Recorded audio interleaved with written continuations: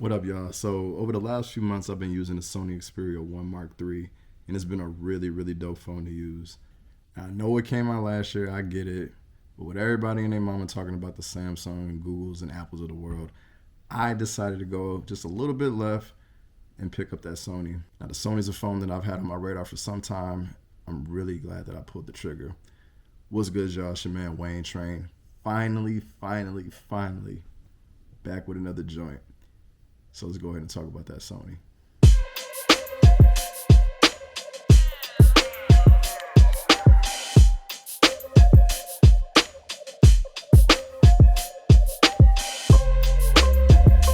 Now, some of y'all might know how I get down when it comes to these smartphones.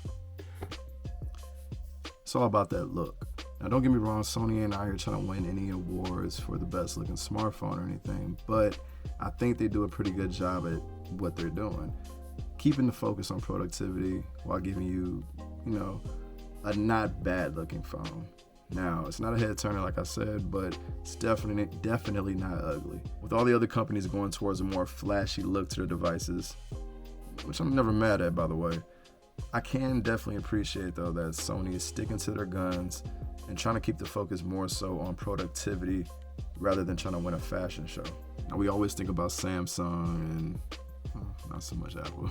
Samsung, anyway, when it comes to all the features and all the fun stuff when it comes to smartphones. But Sony ain't no slouch either, especially on the hardware side of things. And they got a few tricks up their sleeves with the software as well. Now, if you're not aware, Sony has a feature called Side Sense that allows you to be able to access multiple windows and open up pop-up views and such. Kind of similar to Samsung's Edge panels. Samsung definitely has the Edge. Alright, that was corny. Samsung definitely has the edge in this particular feature because you can add different panels to enhance your experience, so to speak.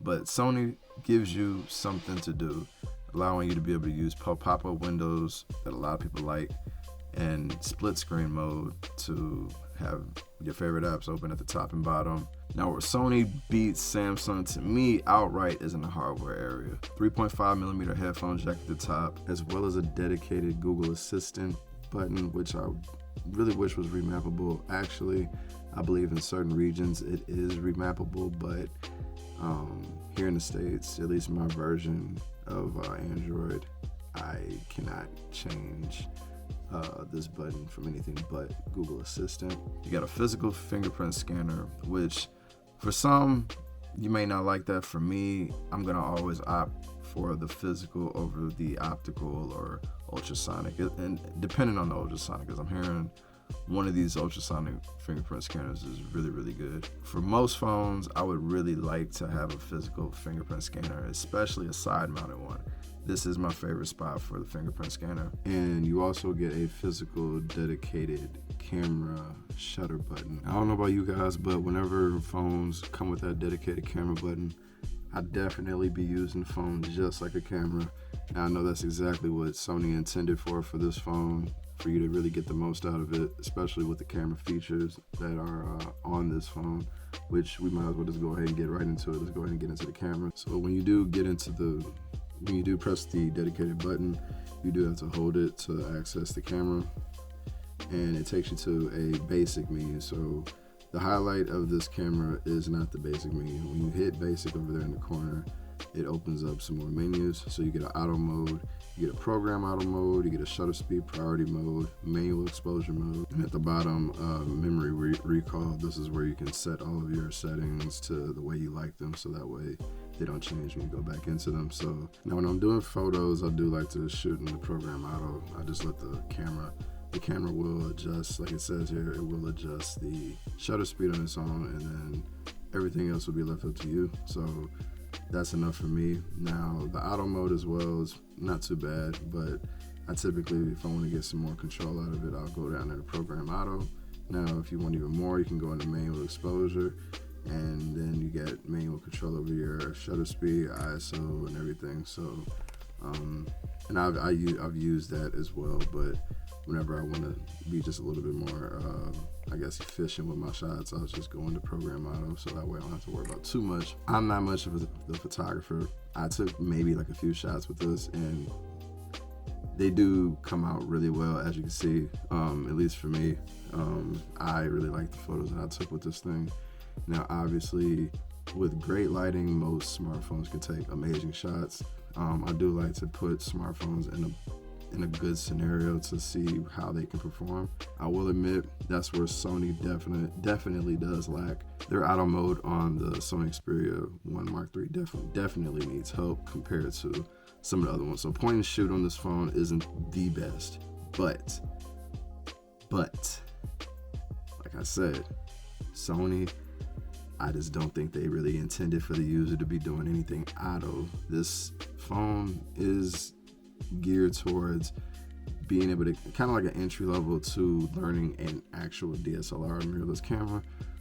But for the most part, if you buy this phone and you intend to use it for productivity and any type of content creation or whatever, you do have the capabilities of doing that. And manual mode is the best way for that, because a lot of times that's what we're going to be doing on our DSLRs and mirrorless. So I do appreciate that from Sony for actually putting that focus into this phone. It changes the experience for me. Like I said, that's why I like using it with this dedicated camera shutter button. As well, I didn't mention, so when you do hit the shutter, it actually does feature like Sony phones. If you just half press it, you get a focus feature. So, and then you full press it and you take the shot. Very much like a real camera, so you get that full experience. So now photography really ain't my thing. I was able to pull out some really good photos, at least to me anyway. But my favorite part was more of the video, especially when you get into the Cinema Pro app. Now, the Cinema Pro app is basically just like the Camera Pro app, which gives you all the manual functions. The Cinema Pro app does the same thing, but on the video side.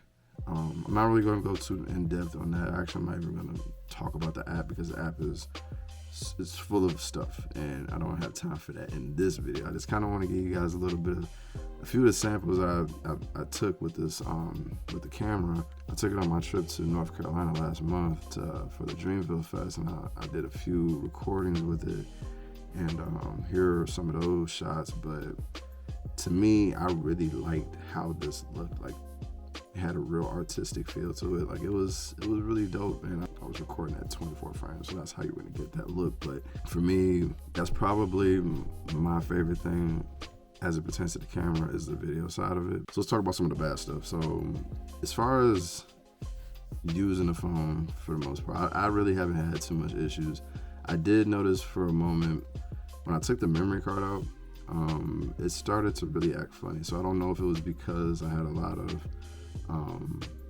default apps or default things going through my memory card, which wasn't allowing things to work properly, whatever. I don't know. But ever since I put my memory card back into the SD card slot, it's been great. I can't believe I didn't mention that this thing had an SD card slot. Yeah, another one. What I will say, one of the things that did happen to me that doesn't happen to me really with any phone, is I cracked a piece of the glass. Now, it wasn't on the front screen, it wasn't on the back. I actually cracked, if you can see, the camera lens. Now, I got on Reddit a while back, and I did see that there were some people that suffered from the same thing. So I don't know what it is, what material, what type of, well, it's glass obviously, but what level of glass this is. Is it super thin glass on here? I would believe so, because honestly, I never dropped this phone, and I did get it on Swappa, by the way. I did not buy this brand new, but when I did pick it up, it didn't have any flaws, it didn't have any issues, and this did just come out of nowhere. I believe my keys might have nicked it in my pocket, and this was the end result. So if you are in the market for this, beware.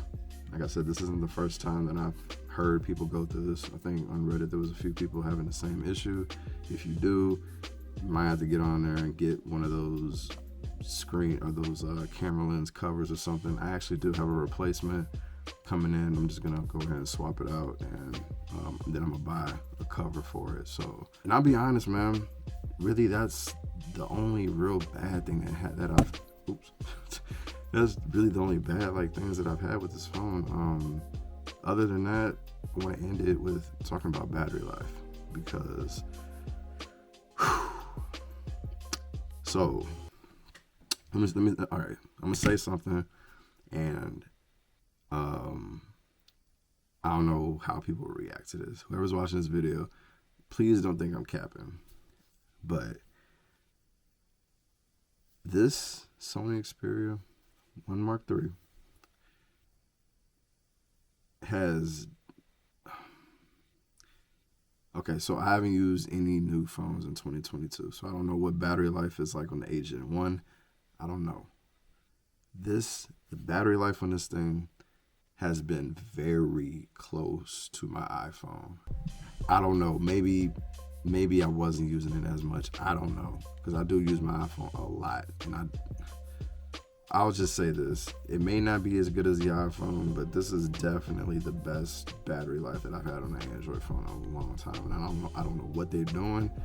I don't know. So for me, I haven't been using full specs on this thing. So I do got 120 hertz on, but I don't have 4K, just the 4K display on. So I'm using the 1080p panel, or the 1080p resolution rather.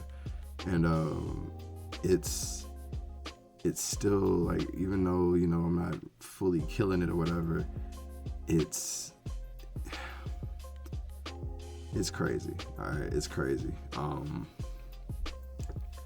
Let's just say this.